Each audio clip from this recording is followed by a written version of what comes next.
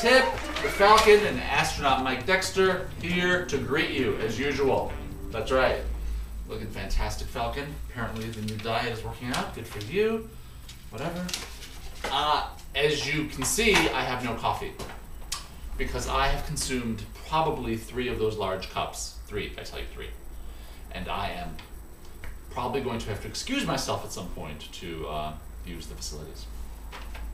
Too much coffee. I am going to start off with a daily tip for Thursday, March 4th. I'm still in the Midwest and enjoying myself tremendously. I believe I'm on my way to Colorado right now. Denver, if you will. So we're gonna mix it up with Go on, leave me breathless. Come on. With that means it's time for the daily tip. Keep dining room from looking too formal and heavy by adding different chairs or a table to a traditional mix. Sorry, let's try that again. Maybe I do need coffee. Keep dining room from looking too formal and heavy by adding different chairs to a table or mixing traditional with modern. And what I mean by that is most people nowadays aren't using a traditional dining room. And one of the reasons I think that we don't want to use a traditional dining room except for special occasions, for dinners, for holidays, is that it starts to feel formal. It feels like too much. And in a lot of new floor plans and new homes, there is an open floor plan between living room and dining room. So I think one of the great ways to utilize a dining room, to really use it, is to design it as if it is real living space. And the way to do that is to make it comfortable and create a fantastic mix of seating and table and accessories and lighting. So if you, say, have a hand-me-down table or you've inherited a really classic, traditional, dark wood carved table or something that doesn't feel like maybe it's your style, you don't have to go out and buy a brand new table.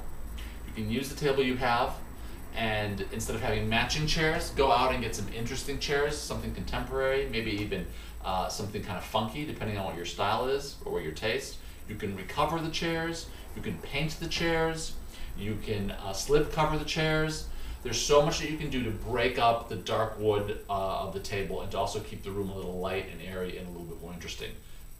And also to make it feel part of the living space. So you may want to sit down at the table to have a snack instead of sitting, sprawling out on the sofa and, and just being a big sofa sprawler. Hopefully you're seeing visuals right now at the same time of what I'm talking about, of interesting ways to mix it up.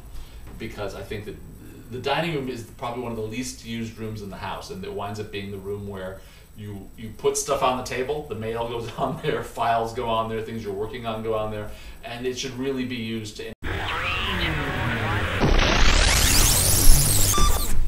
Hey, apparently we got cut in the middle of that. So I finished talking to camera, Falcon was doing his thing, and then when we went to go turn it off, we realized that the camera decided to die halfway through it, so we only got half of that information. So the other half is, you want to mix it up in the dining room. You really want that combination of contemporary with eclectic or with traditional, because it makes the room that much more, not only interesting, but usable. If it's looking too formal, you're not going to want to be in there. It's only going to wind up as the place where you only have a holiday dinner or a special occasion dinner, or you use the table to store stuff. So hopefully the visuals came up of what I'm talking about, mixing the traditional with the contemporary, or even the antique with the contemporary, or even transitional furniture with maybe something a little bit more eclectic to make the dining room an interesting place to be and for people to want to gather and spend time in there. And you want to make it feel a little comfortable and loungy, not so stiff and formal. Anyways, hopefully we're getting that. Okay, so we got the daily tip. We have some things here, people. We have some things. Number one, I've been getting questions about what I looked like when I had hair, which was so long ago. I can't even begin to tell you how long ago it was. And I couldn't even find pictures. It was so long ago. I know there's a high school graduation picture in there somewhere, and I will find it, because that has a whole feathered hair, 70s porn mustache going on. It's just spectacularly bad. It's so good. But I found this grade school picture. If there was ever a doubt of the amount of geekdom that I have, I need you to really take a look at this picture and enjoy it for what it is. Yeah, are you seeing the full-on geek? Are you seeing the full geekness?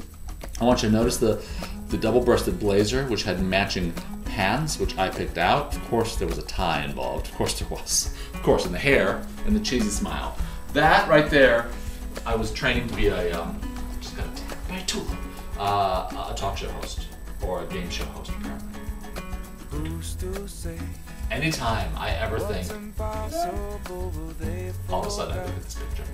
It brings me down, just brings me right down because I know exactly who I am. And, oh, okay, all right.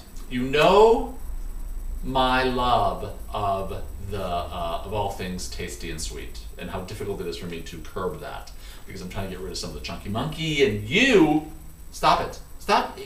I don't need comments from the peanut gallery. You know, your workout plan and how it's all going great. No, look at me now, look at my abs. I know you're all hard body and stuff, but just we're not all you, Falcon. We're not all you. That's all I'm saying. Because this product right here, my friends, is bringing me down in a good way because I love it so much. I discovered this the other day. No affiliation whatsoever with the peeps that are creating these frozen sticky buns that once you have them taste anything but frozen. The Gagny family, Gagnyfoods.com will have